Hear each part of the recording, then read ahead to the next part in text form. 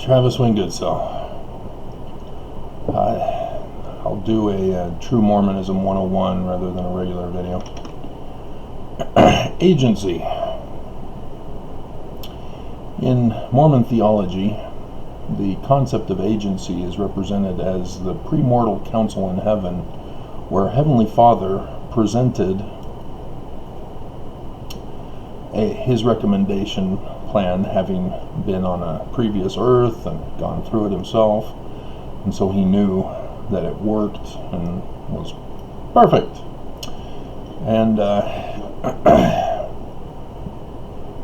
said that by allowing agency for mankind on earth as mortal beings, they get the opportunity to choose the kind of lifestyle that they want for the rest of eternity. And so there's a designation in the afterlife of 3 kingdoms of glory. And that's what needs to be remembered, is that they're all kingdoms of glory, according to the manner of life in which people want to live. However, it is understood in Mormonism as Joseph Smith's section 131 had been removed and left with only what they have currently, so that it could make way for section 132. Not happy about that, but in section 131, the original found on the Joseph Smith papers now, Joseph indicated that perpetuation of the species can only exist in the highest degree of the celestial kingdom, exaltation. And so those who don't want to have children and have a relationship with somebody for the rest of eternity don't have to. They're not forced to. They're not put in arranged marriages and forced to perpetuate the human race as slaves, sex slaves, in essence.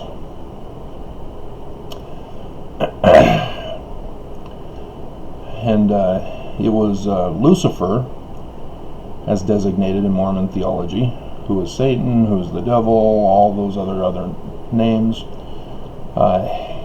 His plan was one that rebelled against Heavenly Father's plan that was tried and true.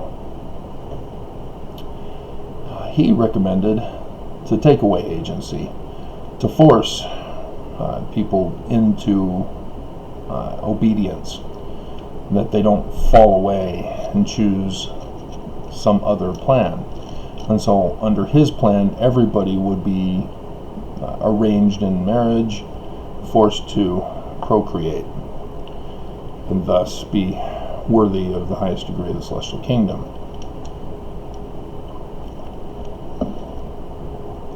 And so that is Mormon theology about the differences in regards to agency.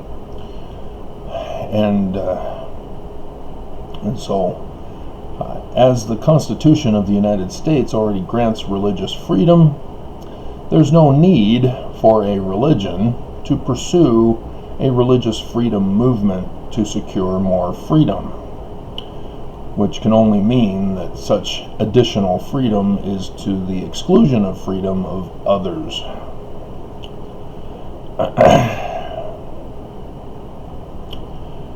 As we were born as babies, we know nothing. We're finding things out for the first time as we try to develop our eyesight, our sense of smell, touch, taste, hearing. And we have to be taught all of the mannerisms of human behavior, as well as if you've ever been a parent, you have to have a regular schedule for your kids. If you stray from the schedule, you have undesirable consequences. And so a feeding schedule must be kept and maintained, sleeping schedule must be kept and maintained, and that produces happier, less grumpy children, and regular messes rather than inopportune messes of an undesirable quantity and level of smell and mess, etc. And so in that instance, that's not taking away the agency of the baby. These are normal biological functions that must be maintained for optimum efficiency. And as we're dealing with a coronavirus, there are people who do not understand this concept of efficiency, as they try to claim that their agency is being taken away by having to stay home until the virus passes and wear face masks if they go out into public, and keep social distancing and not be able to hug grandma and grandpa, and etc. This is not the taking away of agency. This is a natural condition that requires certain actions to be taken in order to have maximum efficiency and optimalization of bodily activity and functioning. But when agency is referred to in the church, again, it's in regards to one's lifestyle, life choices, career path, family orientation, etc., and not in regards to our biological functioning in a natural environment. And as a result,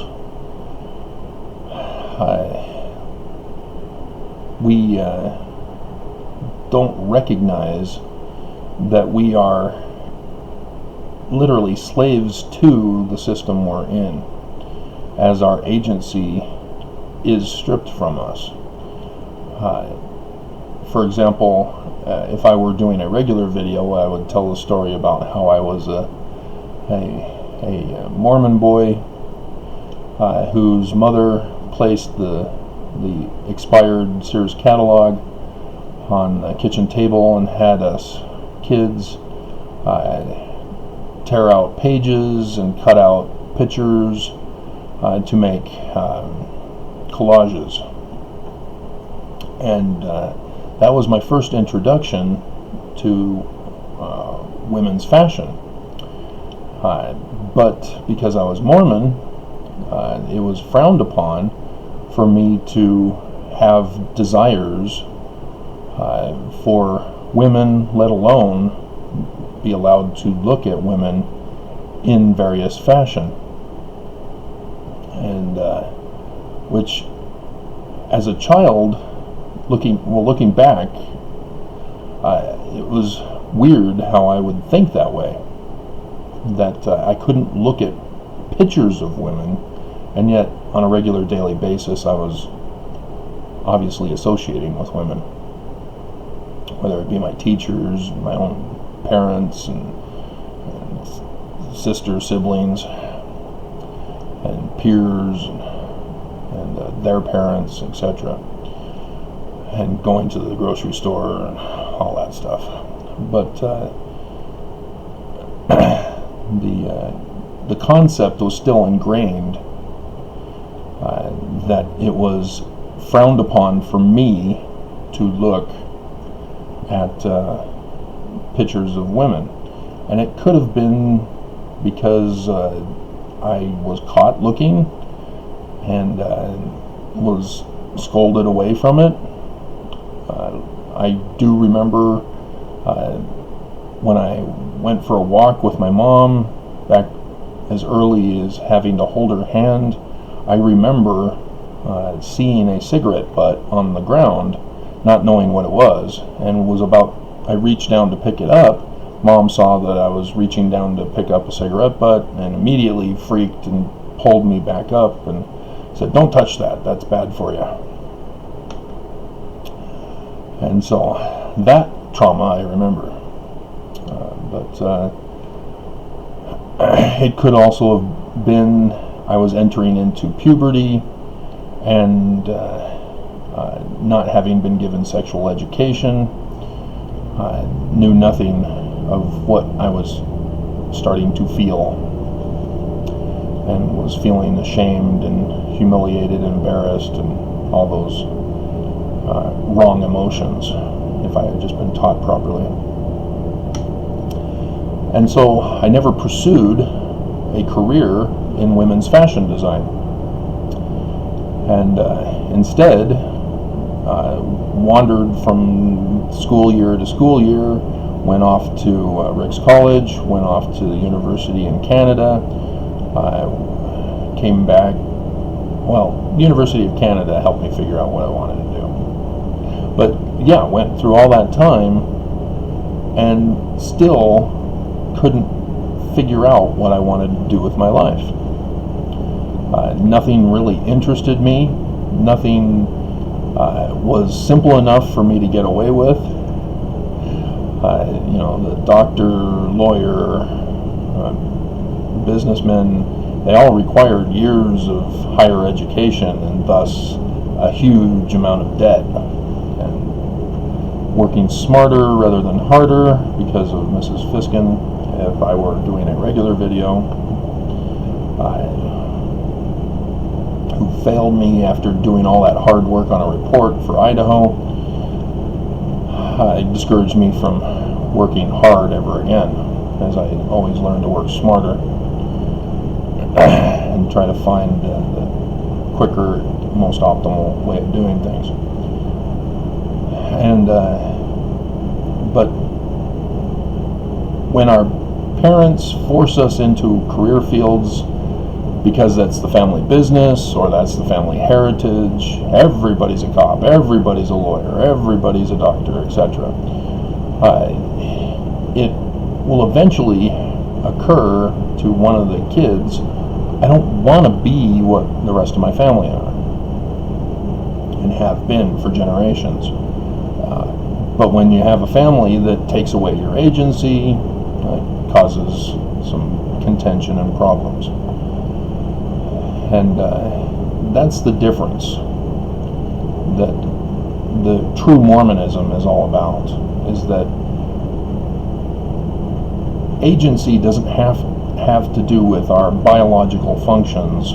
It has to do with our career path, our life path that we want to pursue, as long as it's not taking away the agency of others. And that's the big difference. As long as we pursue something that helps make the world better and contributes to society rather than enslaves and takes away agency of others, as a corporate CEO who refuses to pay their employees a sufficient living wage, produces poor quality products that constantly break down, requiring either the extra payment of maintenance or repurchasing of the product on a regular basis to generate maximum profit. Those are criminal. Those are immoral in the religious sense, as they take away agency of others, of the three categories of life, liberty, and property. That's agency in a nutshell, and it took me a little longer on this video as a result.